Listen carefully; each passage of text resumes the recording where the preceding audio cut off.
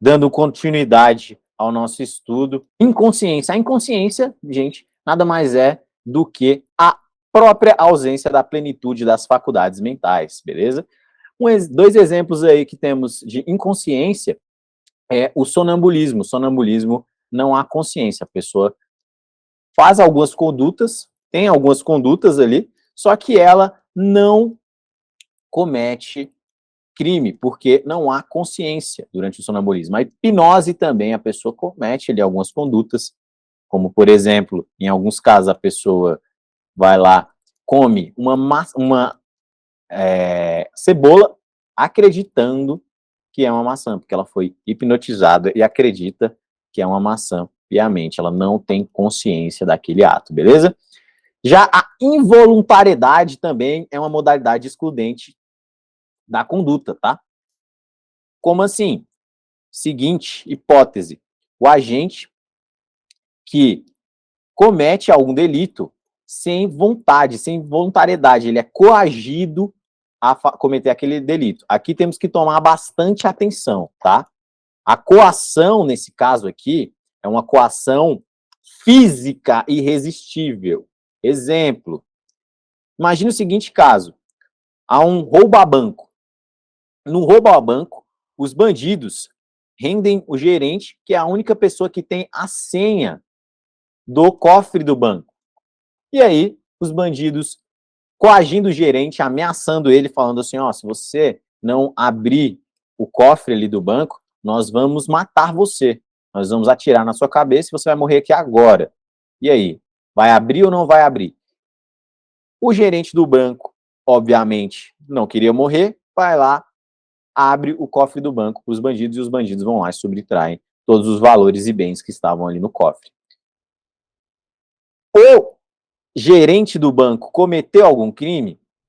Não, por quê? Porque ele foi coagido fisicamente e aquela coação era irresistível. Por que irresistível? Se ele resistisse, ele morreria. É também chamada de vis absoluta, tá? Então, a coação física irresistível sempre, sempre, sempre vai afastar a voluntariedade, tá bom? Bastando a voluntariedade, afastar a conduta, nexo a conduta, o fato típico, consequentemente, não tem crime. A coação física também é chamada de vis absoluta, tá? E ela não pode ser confundida com a coação moral irresistível. A coação moral irresistível, ela não é analisada no fato típico, dentro do elemento do fato típico.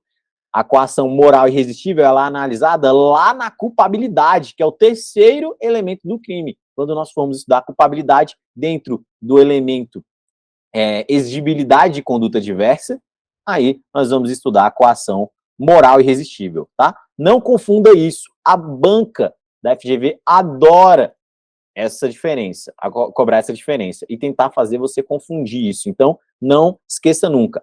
Física, a coação física, ela exclui a conduta. A coação moral, que é quando não é uma coação física, vamos colocar o mesmo exemplo aqui do gerente, que ao invés dele estar sofrendo a ameaça, ali a coação física irresistível, os bandidos sequestraram o filho dele e aí ameaçam o gerente da seguinte maneira, ó, se você não abrir o cofre do banco, nós vamos matar o seu filho. A coação é física? Mas não é física dele, não é com o gerente, ela é uma coação moral. O gerente não pode agir de outra maneira, porque ele moralmente está sendo coagido, está sofrendo ali a ameaça, o seu filho está sendo ameaçado sob ameaça de risco de vida, né, risco de morte, na verdade, ameaçado de morte. Então, aí vai ser analisado lá na culpabilidade, beleza? Aqui nós ficamos com a coação física irresistível. Atos reflexos também é uma modalidade de exclusão da conduta. Os atos reflexos são aqueles atos que são ocasionados por um estímulo e eles ocorrem sem vontade. É apenas uma reação física do corpo. Um exemplo simples disso, imagina a situação de que uma pessoa ela vai fazer cosquinha na outra. E aí, a pessoa que está recebendo a cosquinha toma um susto e, em ato reflexo, com um movimento brusco para trás, faz um movimento brusco assim com o braço para trás, acaba por atingir o supercílio da pessoa que estava fazendo a cosquinha nela, ocasionando então uma lesão corporal naquela pessoa. Só que a pessoa que estava sofrendo a cosquinha, o ato de cosquinha, cometeu um ato reflexo, ela não teve voluntariedade em fazer o movimento com o braço para atingir o rosto da outra, da pessoa que estava fazendo cosquinha nela. Então, ela não poderá ser responsabilizada pelo resultado lesão corporal, porque a conduta dela não foi voluntária, beleza?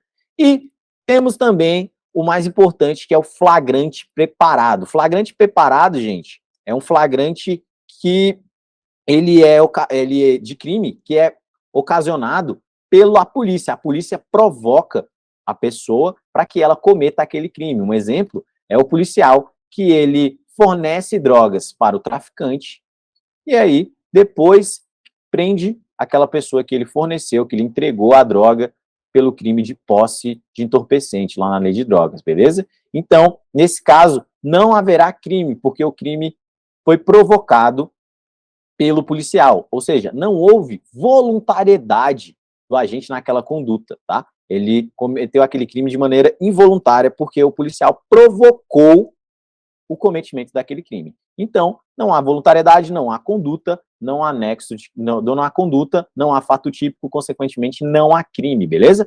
Súmula 145 da STF diz o seguinte sobre o flagrante preparado.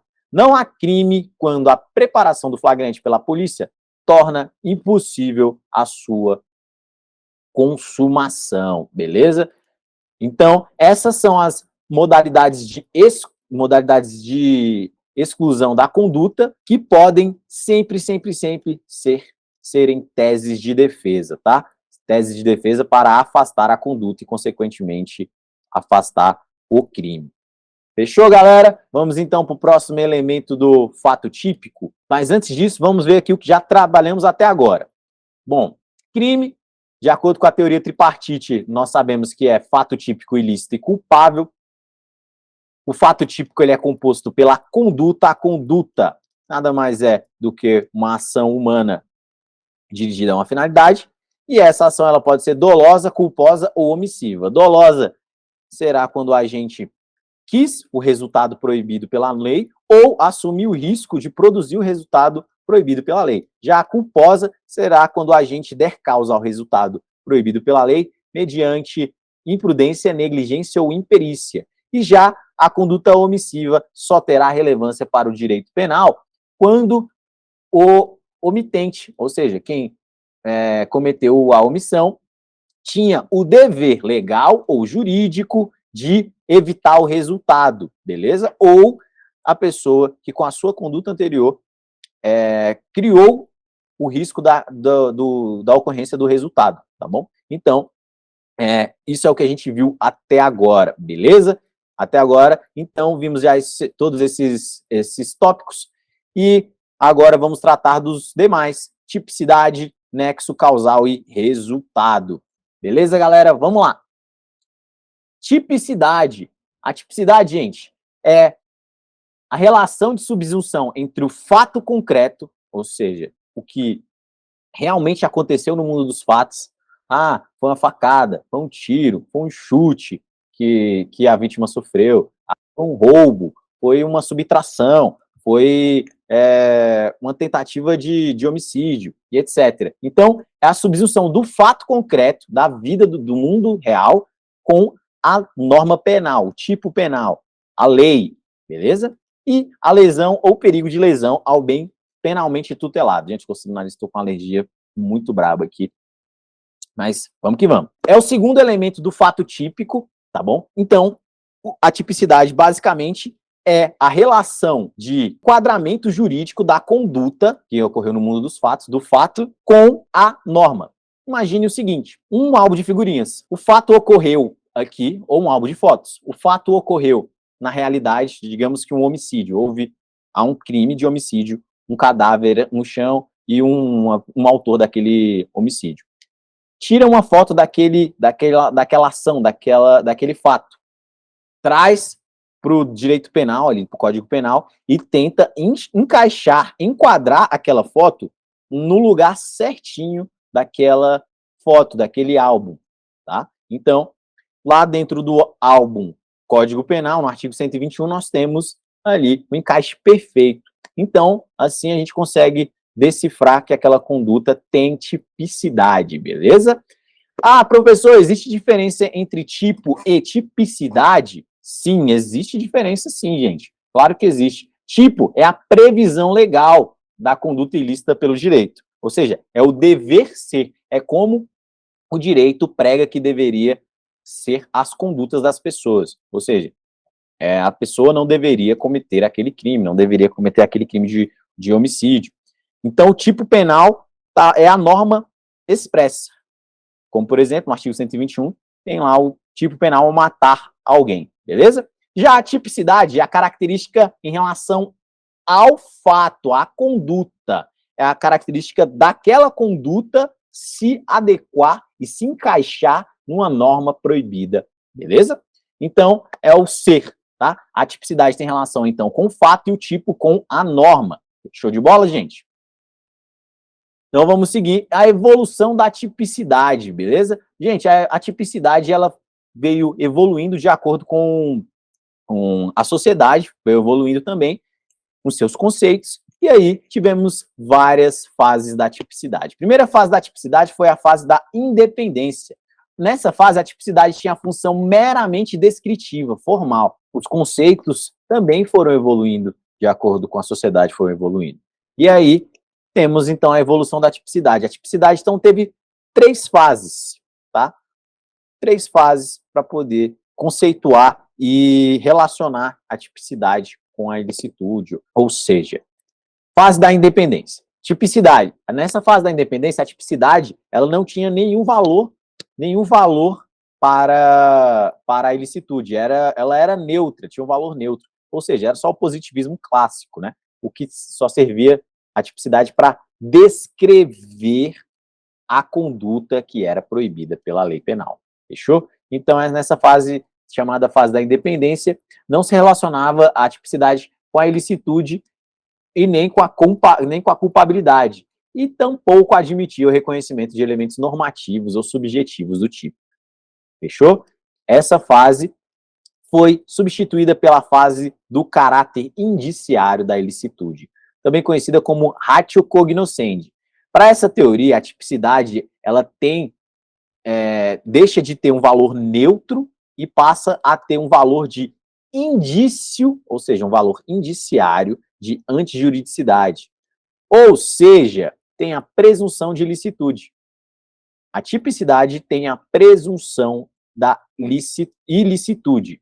O que significa dizer isso? Significa dizer que toda vez que ocorrer um fato típico, ali, uma conduta típica, ou haver tipicidade na conduta, ela já é presumidamente ilícita. Portanto, cabe à defesa ou ao acusado comprovar as excludentes de ilicitude, comprovar e inverter, ou seja, uma inversão do ônus da prova nesse momento. O agente vai ter que provar que há uma licitude na sua conduta, que ele agiu de forma lícita, como, por exemplo, mediante uso de legítima defesa, ou estado de necessidade, ou qualquer uma das excludentes de licitude. Então, a excludente de licitude é dever da defesa provar que o agente agiu mediante qualquer uma daquelas excludentes de licitude. Legítima defesa, estado de necessidade, exercício regular do direito, tá bom? Qualquer uma dessas aí podem ser alegadas e devem ser alegadas pela defesa e também pelo acusado, tá bom? Devem ser comprovadas, ou seja, o ônus incumbe à defesa de comprovar que aquela conduta é lícita, que o agente agiu dentro da juridicidade, tá? Essa é a doutrina majoritária, então nós vamos adotar aqui esse conceito aí da ratio cognoscendi, que a tipicidade deixa de ter um valor neutro e passa a ter um caráter um valor de indício de antijuridicidade, ou seja, uma presunção da ilicitude, tá? É a doutrina majoritária. E temos também a teoria a fase da ratio essendi da ilicitude, tá bom? Ratio essendi que significa o quê? Ratio essendi, para ratio essendi, a tipicidade, ela faz parte do fato típico. Quer dizer, a ratio essendi, a ilicitude, faz parte do fato típico. Ou seja, dentro do conceito de crime que nós adotamos aqui, que crime é um fato típico, ilícito e culpável, a ilicitude estaria dentro do fato típico, ou seja, bastaria então aí que houvesse uma excludente de ilicitude para que não houvesse o reconhecimento do fato típico, tá? Ou seja, consequentemente não haveria crime. Ao invés da pessoa ser absolvida pela excludente de ilicitude como segundo elemento do crime, ele seria absolvido pela atipicidade, e não pela excludente de ilicitude, mas sim pela atipicidade da conduta, tá? Essa teoria não é a teoria adequada para o nosso direito penal, porque nós adotamos a teoria tripartite, em que a ilicitude é o segundo elemento do crime e não faz parte, não está dentro do fato típico. Beleza, gente? A tipicidade também pode ser dividida em tipos. Qual tipo? Tipicidade formal e tipicidade material. Na tipicidade formal, gente, simplesmente a conduta e a punição de um fato considerado delituoso pela lei. Ou seja, nada mais é do que a própria descrição legal da conduta e da pena para uma conduta tida como criminosa, para um resultado tido como criminoso, como injusto no direito penal. Beleza? Então, é a conduta e a punição de um fato considerado delituoso pela lei. Tipicidade formal, na forma da lei. Tá na forma, beleza? Tipicidade da forma, ali do tipo penal. Fechou? A conduta é o preceito primário da tipicidade e a pena é o preceito secundário da tipicidade, fazendo aí uma relação com o princípio da bagatela imprópria, beleza? Então, tipicidade formal nada mais é do que a própria descrição típica ali prevista na lei. Já a tipicidade material nada mais é do que o próprio bem jurídico protegido pela norma penal. Como, por exemplo, no crime de homicídio, a tipicidade material ela está sobre o bem jurídico vida. Então, ela está sobre o bem jurídico vida, tipicidade penal. Beleza? E já a tipicidade material. E quando se trata de outro bem jurídico, como, por exemplo, a pessoa subtrai o patrimônio de alguém, ela retira o patrimônio de alguém ali, da esfera do patrimônio da pessoa, subtrai aquele bem para ela, a coisa alheia móvel, ela está atingindo a tipicidade material do patrimônio daquela pessoa. Então, aquela conduta tem tipicidade material quando ela viola o patrimônio da pessoa, beleza? Então, essa é a tipicidade material. Beleza, gente? Tipicidade e princípio da insignificância. O princípio da insignificância pode afastar a tipicidade? Pode. Quando? Quando ficar caracterizados os elementos para reconhecer o princípio da insignificância. Quais são esses elementos? Segundo a STF, esses elementos são os seguintes: a mínima ofensividade da conduta do agente, tem que ofender o mínimo o direito à tipicidade material. A ausência de periculosidade social da ação, não gerou nenhum perigo para a sociedade aquela conduta do agente. Reduzidíssimo grau de reprobabilidade do comportamento, ou seja, é uma conduta tão minimamente reprovável, e a inexpressividade da lesão jurídica provocada. Exemplo clássico de uma pessoa que furta um sabonete em uma rede grande de supermercados, como, por exemplo, o Carrefour. Aí, sim, poderá ser reconhecida a insignificância que afasta a tipicidade. Temos aí o mnemônico para ajudar vocês a lembrarem dos elementos que compõem o princípio da tipicidade, que é o mnemônico MARI. MARI, mínima ofensividade, ausência, reduzidíssimo, inexpressividade. Então, nesse caso, será excluída a tipicidade material e, consequentemente, acarretará na atipicidade do fato, beleza? E da conduta. Retornando falar sobre adequação típica. Dei uma pulada nesse slide sem querer. O que é adequação típica, gente? Adequação típica, para alguns doutrinadores, ela é sinônimo de tipicidade, para outros não, tá? Mas nada mais é do que a adequação, a subsunção entre o fato, o mundo real, as circunstâncias do mundo real, e a lei penal, a norma criminal, beleza? Então, a adequação típica é isso, é a atuação dos aplicadores do direito em enquadrar uma conduta do mundo dos fatos no mundo do direito, na legislação criminal, é encaixar perfeitamente a conduta ali aonde está previsto legalmente. E a adequação típica ela pode se dar de duas maneiras, seja por subordinação imediata ou tipicidade direta, ou por subordinação mediata, também conhecida como tipicidade indireta. Adequação típica por subordinação imediata ou tipicidade direta. Gente, é aquela em que já existe na legislação uma previsão legal expressa para aquela conduta. Não será necessário a aplicação de outro artigo, ou outra norma, ou outra lei, para enquadrar perfeitamente a conduta, a situação do fato ali na legislação. Como, por exemplo, temos o crime de homicídio. O crime de homicídio tem a previsão legal no artigo 121 que diz o seguinte: matar alguém. Tá.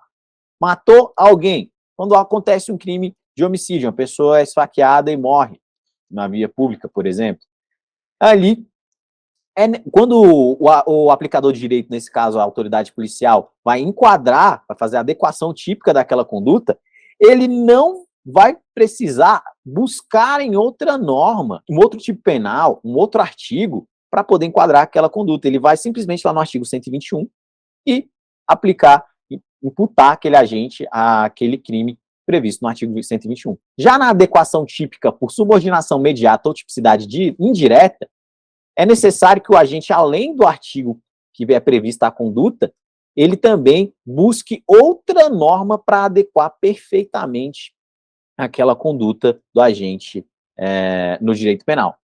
Um exemplo desse tipo de situação, de adequação típica por subordinação, é o caso de crimes tentados. Nos crimes tentados, quando o agente, por circunstâncias alheias à sua vontade, ele não alcança a consumação do crime. Um exemplo, imagina o seguinte: homicídio tentado. No homicídio tentado, o agente vai lá, quer matar o presidente, aí ele começa a desferir disparos de armas de fogo contra o presidente, só que, enquanto ele está desferindo os disparos de arma de fogo, um segurança do presidente surpreende e toma a arma de fogo ali dele. Ou seja, ele não conseguiu alcançar o resultado que ele queria, que era matar o presidente, por circunstâncias alheias à vontade dele. Essa circunstância foi o segurança tomar a arma e impedir que ele continuasse desferindo disparos contra o presidente da República. Para a autoridade policial adequar perfeitamente, corretamente aquela conduta no direito penal, nas normas penais, ele vai precisar aplicar o artigo 121, mas o artigo 121 está falando lá matar alguém. Ele não matou ninguém. Sim, ele não matou ninguém, mas ele não matou ninguém por circunstâncias alheias à vontade dele. Aí, o aplicador de direito vai ter que combinar o artigo 121 com o artigo 14, inciso 2 do Código Penal, que trata da tentativa, do crime tentado. E o crime tentado, de acordo com o artigo 14, é quando a gente, por circunstâncias alheias à sua vontade, não cometeu, quer dizer, não conseguiu alcançar o resultado que ele pretendia, beleza? Outra forma de subordinação imediata é o exemplo que nós tivemos aqui da omissão. Imagina um policial que ele está ali junto o policial que está junto, tá na rua, e aí ele presencia um roubo, uma vítima, um assaltante praticando um roubo contra essa vítima, e aí ele tem a condição e o dever legal, porque ele é policial, e a condição de agir para evitar aquele resultado daquele crime de roubo ali, né? Só que ele se omite, ele se mantém inerte, sabendo que podia agir e do seu dever, então ele também será responsabilizado pelo resultado, ele também será responsabilizado pelo crime de roubo, tá? E como é que a autoridade policial vai adequar essa conduta dele? Ele vai pegar lá o crime de roubo, o artigo 157 do Código Penal, e combinar com o artigo 13, parágrafo 2º, que nós vimos lá quando estávamos tratando da omissão penalmente relevante, tá bom? Então, para poder imputar para esse policial a adequação típica correta, será necessário que a autoridade policial faça a adequação típica indireta, combinando os artigos aí 157 e 13, parágrafo 2º. Tamo junto, galera? Vamos seguir, então. Tipicidade ainda, tipos objetivos e subjetivos. Tipo objetivo. Tipo objetivo é o próprio comportamento descrito na norma penal, no preceito primário da norma incriminadora. É a conduta em si proibida pelo direito, tá? E o tipo subjetivo é a vontade específica do agente, é a vontade interna, é o que ele queria, é só o que a gente queria, beleza? Então, isso é o tipo subjetivo, é a vontade específica do agente. Tem alguns crimes que têm tipo subjetivo específico, como, por exemplo, no crime de extorsão mediante sequestro, que é o artigo previsto no artigo 159 do Código Penal. Ele prevê uma vontade específica do agente, que, além de cercear a liberdade da pessoa, esse cerceamento da liberdade, ele tem a vontade específica de lograr êxito, de conseguir uma vantagem econômica, de cobrar dos familiares ali o valor de resgate, tá? Então, para esse tipo penal, além do cárcere da vítima, é necessário também o desejo de que o agente busque um resgate da vítima, tem a intenção de obter uma vantagem econômica da vítima ali, beleza? Então, é um tipo subjetivo específico do tipo do artigo 159. Se não tiver previsto, se não estiver presente na conduta do agente o tipo subjetivo específico, também não haverá tipicidade, tá, gente? Fiquem atentos a isso. Os tipos objetivos específicos, quando não estão presentes na conduta, nos fatos ali, não haverá tipicidade também. Poderá ocorrer, então, a ausência do reconhecimento do fato típico, que tornará o fato atípico e não haverá crime, beleza? Tipo aberto e tipo fechado. Tipo aberto e tipo fechado. O tipo aberto e o tipo fechado, gente, é aquele tipo aberto, é aquele em que a definição do crime empregam termos amplos, de modo a abarcar diversos comportamentos diferentes, tá? Por exemplo, crimes culposos. Os crimes culposos, eles estão previstos ali de maneira aberta, não está previsto lá todos os crimes culposos. Essa modalidade tem o crime quando, por exemplo, quando a pessoa cometeu o furto por negligência, imprudência e imperícia. Não, gente, vai haver um enquadramento lá no crime culposo de acordo com a previsão legal, que só fala quando a gente cometeu esse crime por culpa, tá bom? Então, tipo aberto. Já o tipo fechado é aquele que utiliza expressões de alcance restrito, englobando poucos comportamentos na definição legal. É o caso aí do exemplo do crime previsto no artigo 121, no crime de homicídio, beleza? Vamos encerrar por aqui e eu volto para finalizar o último bloco. Vamos falar sobre resultado e aí eu continuo no próximo bloco.